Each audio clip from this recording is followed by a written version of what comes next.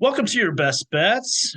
Recording this on a Sunday night of Arnold Palmer Invitational, great tournament today. But we're not going to talk about that today. The focus of this podcast has largely been on the PGA Tour, but we've obviously had quite a few episodes talking about the local golf scene, the FWGA, things of that nature. I feel like this might be the theme of the week might be Teacher Week, because later in the week I think we're going to have Callahan Elsie on for another episode. Love him. And tonight, coming back, I should say regular contributor to the pod, Scott Pieri, Mr. Five-time city champion. We just had you on last week, but we're going to talk about something different tonight. But before we get to that, welcome. How are you? Yeah, great. It's been a great day. Gosh, the golf today was, whew, man, you guys are going to have a fun talk on Monday about that. I'm sure it was a blast.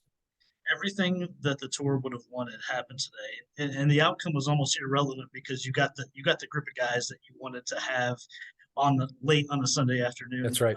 So yeah, you're right. We'll have a lot to talk about when we get to the API tomorrow night. But tonight we wanted to talk with you about. We left off with you, I think, in September, October, with your decision to step away from competitive golf, and at that point we broke down why and what that would look like for you. And at the time, Yeah. you're like you mentioned you didn't really know what was next, but you were excited.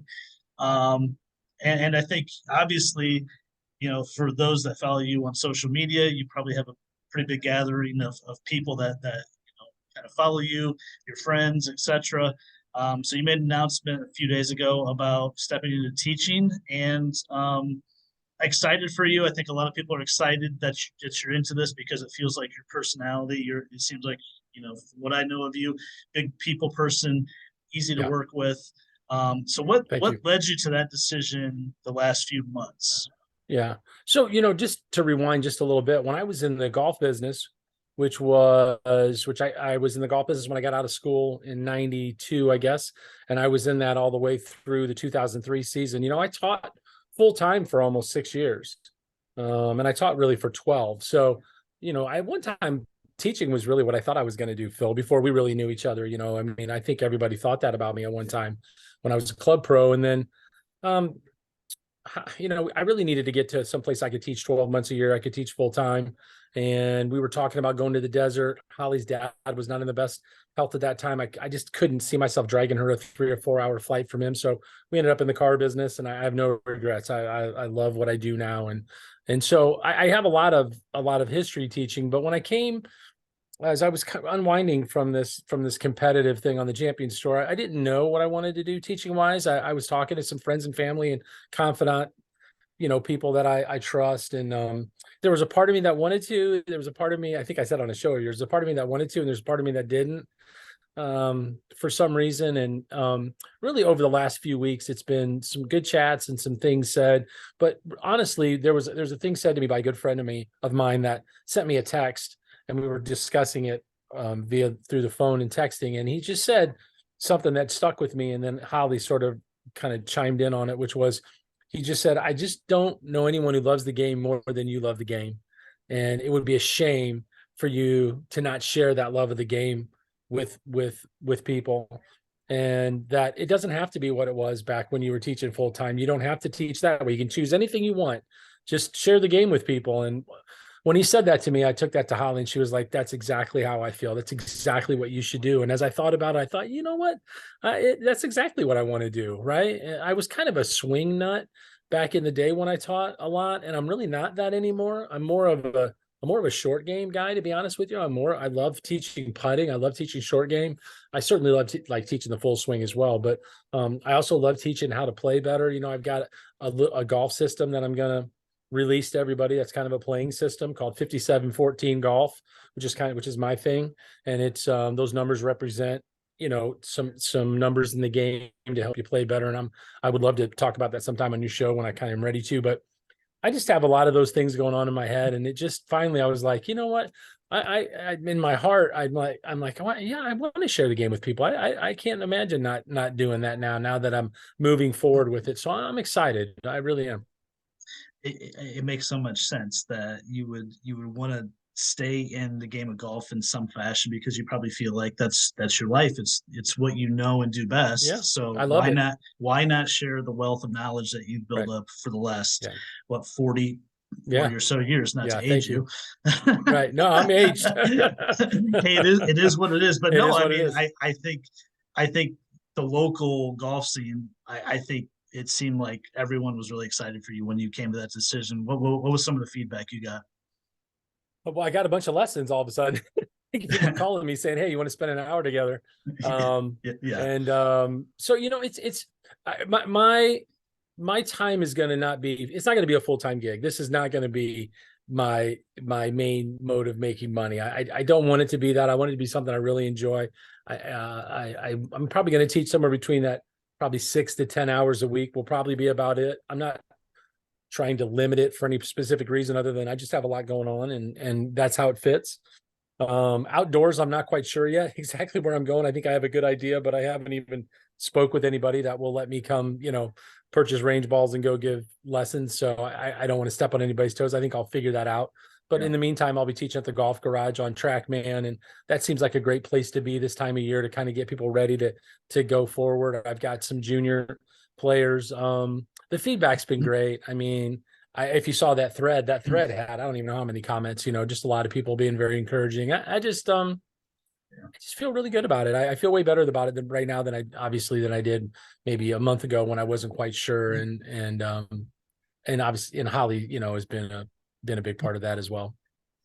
I don't want to get too deep in the weeds with Yeah, go ahead. specifics on what you're going to be teaching. You mentioned teaching the game of golf versus golf swing.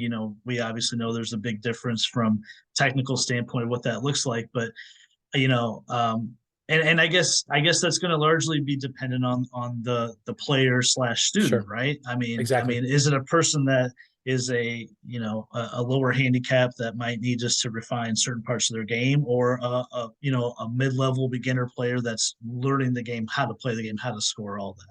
Yeah, I'm gonna leave it open to just about anybody. I think if I get some beginning juniors, or maybe I think we'll piggyback with David Belleville a little bit since Mm-hmm. David's back, Mm-hmm. where maybe we might filter some of those beginners more his way because that's kind of what he wants to do a little more.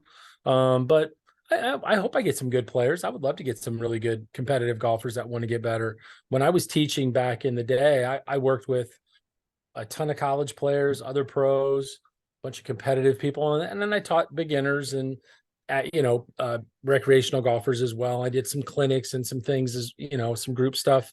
Um, I don't know where it's going to end up right now. I really don't. I hope I get some good players. I really do. I even back when I was teaching back in the early 2000s, I think I gave probably more short game lessons than just about anybody because it seems like it's just such a neglected area of Yeah. teaching.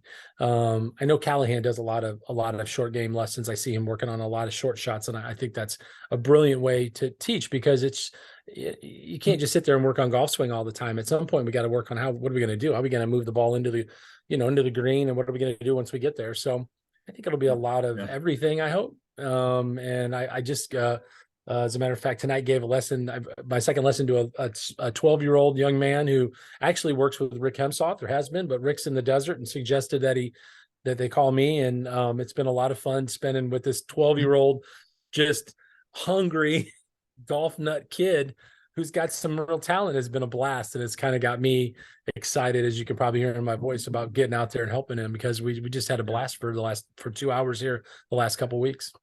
Absolutely. I mean, there's a certain joy to it that I can sense from you, where it's not work. You know, it's something fun. Especially a young person like that that's developing in the game. Where there's this ceiling, that you feel like you're just starting to tap into. You mentioned Rick. I was going to tap into Rick a little bit. Anything that you've learned from Rick, in the Oh past gosh. that you feel like you can apply going forward, or maybe you already have when you taught before, but what's something from him? Rick and I started working when I was 19 years old together, and And then I got in the golf business, and so as I call him, he's my brother in golf, is what he is. And he was a mentor to me, playing, working on my game, helping me to understand how to become a good teacher.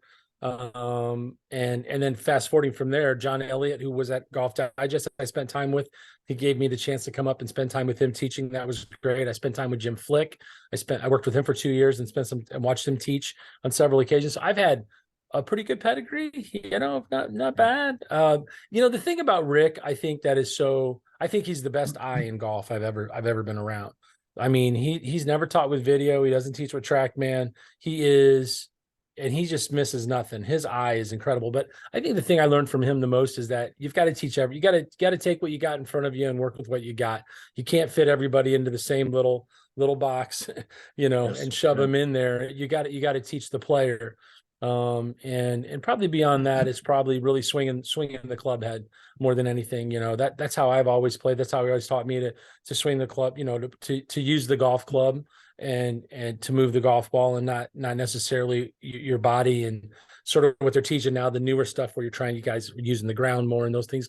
Rick was more of a swinger of the club head. I'm much more of a swinger of the putter as well because of him. So I wouldn't be here without him. We wouldn't be talking about the things I did in golf if it wasn't. I've done playing in golf really without Rick. He's been he's my brother in golf. That's awesome. Second round of the city last year, I played with Travis, and Rick was caddying, and it was so much fun because I mean I know Rick going back 25 years of high school golf. When I went to Lures, we played Concordia, and sure, so got to know Rick as I basically grew up playing at McMillan Park, and so just being around him. So it's good to see him, and I know you guys are tight, and really tight. That's awesome. You mentioned earlier with your buddy. I guess it was off air. Sorry, we were talking about your buddy. Yeah. Or no, it was on air. See, I'm getting my conversations mixed up. On the senior tour, some of the mental game, and I think it was about maybe a year and a half ago. You and I were both at the golf garage at the same time. We had a 30-minute conversation about the mental game and how important that is. Is that something that you're going to incorporate into some of your lessons, some of your teaching, or we focus strictly on the swing or the sure. how to play the game? Well, I'm not exactly sure how to incorporate all of that yet. It's going to take a little bit of game planning, but I definitely want to be. I would say if I look back at when I taught full time back in the early 2000s, late 90s, early 2000s, I was again much more of a swing at that time, and I was teaching with video when really no one else was using video in town. And we were going down to my office at Chestnut, plugging in the camcorder to the TV and using dry erase markers on the TV to that's how I watched John Elliott do it at Golf Digest. That's what I did. But I want to incorporate a little more coaching than just swing stuff, right? I want to be a little more of a golf coach to people who are trying to become better players and shoot better scores, and that's important to them. Where that filters in through short game, through the mental approach, through the emotional approach, and just trying to get your head in the right place on how to shoot good numbers, because most people don't really know how to do that. I always tell people, it's one of the biggest differences between professional golf and amateur golf is that amateurs talk about score way more than pros do. There's a reason why pros don't. They don't want to focus in on score. They want to focus in on the shot that they have the moment they're in.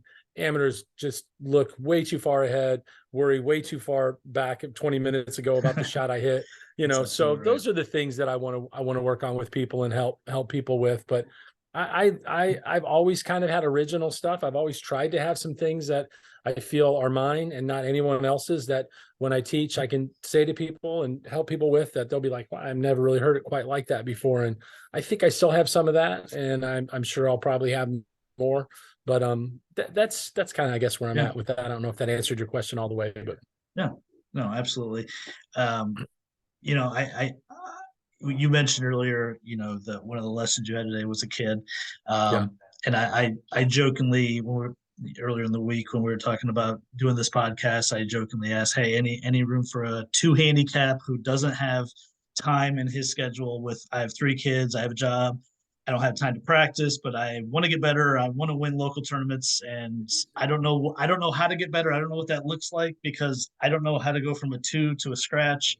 Versus someone that might be a 24-year-old kid who's an 8 handicap that you see all the potential in the world for them to Sure. get to us. What's an easier I guess an easier path for you as a teacher? Is it the guy that's better now, or the one that's got the higher or the more potential to gain? You know what I Yeah. mean? That's a good question. I think it depends on the player a little bit, but I love working with both those players. I love game planning for a guy who's in the like us here. We both work, we've got families, right? I mean, I totally relate to that. So I love game Yeah. planning that and working with that player. But it is fun to take a 24-year-old kid who's playing college golf somewhere or just graduated, is thinking about turning pro, and we're trying to take him, we're trying to grab every single shot we can over a 4-day event to help him, get where he wants to go. I love working with that kid too. I love that. That one can be a little bit tougher from the standpoint that, you better be, if you, from the player standpoint, that player better be hungry, right? I mean, to really get somebody to get them where they want to go, they got to really be hungry. I was lucky enough to work with almost the entire Ball State team for almost 3 seasons when Mike Fleck first got down there, and that was a hungry group of kids. I mean, I was going to tournaments. I was driving to University of Michigan and University of Dayton and catching them in their practice rounds and working with 3, 4, 5 kids trying to get them ready. And that was some of the most fun teaching I've ever done, to be almost an assistant coach in the middle of all that, and watching those guys succeed was a blast. But I think I love both. I just Yeah. love seeing people get better. Yeah. I know we've had some conversations probably on the pod about analytics in golf, Sure. technology as well. You've already mentioned some of the pieces with TrackMan, obviously, with that's such a prevalent thing in golf nowadays. Is what's your numbers, what's your ball speed, what's your attack angle, all these things. It, and you also mentioned the old school Rick Hemsoth, just a great eye of knowing what he sees and how to correct certain tendencies and bad habits.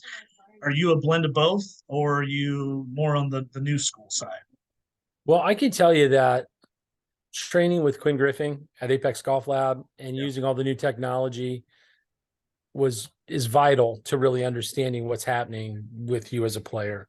But there is an aspect of it for me that when I got into the competitive, I spent more time working with him one-on-one and really paying attention to numbers sort of in the off seasons, and then maybe, or in the off season, and then maybe on an off week coming in and checking my numbers. But I think it's very important that at some point you get out in the dirt.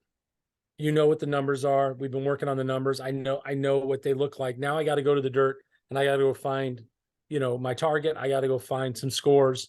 And so you can't you can't get stuck in the numbers. People do. They just get absolutely stuck in them. You got to use them as a tool to help you understand your performance. And then you've got to take it to the dirt and you got to go figure out what's going on in the dirt. So there's got to be a blend big time, or we just end up being just this overly analytical, worried about numbers player. And that's not what the game is. The game is about, teeing it off on that first hole, putting that peg in the ground in the least number of shots until you hole it on 18. And we can't lose sight of that for sure. Percent of good amateur players, we'll say anywhere from, I don't know, 1 handicap to 6 handicap, lose shots because of poor strategy on the golf course. I mean, is it a majority, you think, or that have just poor course management? Let me rephrase it that way.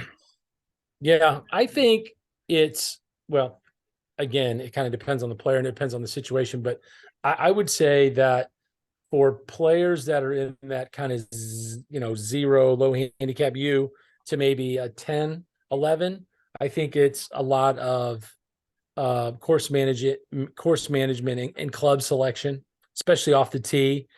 I play with plenty of guys where they're hitting drivers on holes. I think they should really, this is not a driver hole, and holes that they should let it go on. They're hitting 3-wood or something. And then I think when you get north of that, it becomes more of players thinking that they should be playing a shot instead of figuring out what shot to play. Like, for example, like number 2 at Riverbend, I see it with the guys that I play with, right?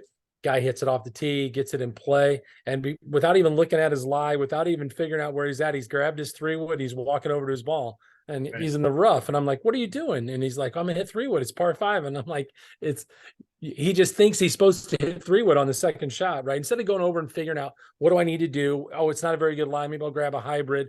And then instead of walking back, they'll hit the 3-wood, they'll roll it, so Yep. that's kind of what I see in amateurs. There's more of that happens with handicap players. And then, course management, I think, is that 10 or less is where it gets better, or it helps somebody be a little bit better, a little bit worse. But I think the best amateurs I see in this town don't make nearly as many mistakes that way. They use their head a little more.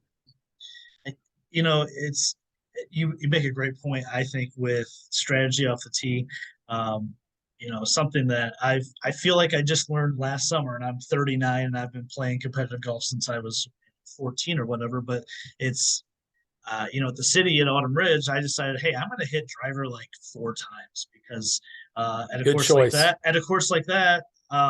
you really Exactly. just got to get it in play. And after 2 rounds, I was in 14th or 15th place because I just minimized my errors off the tee. And if you feel like your irons are good enough to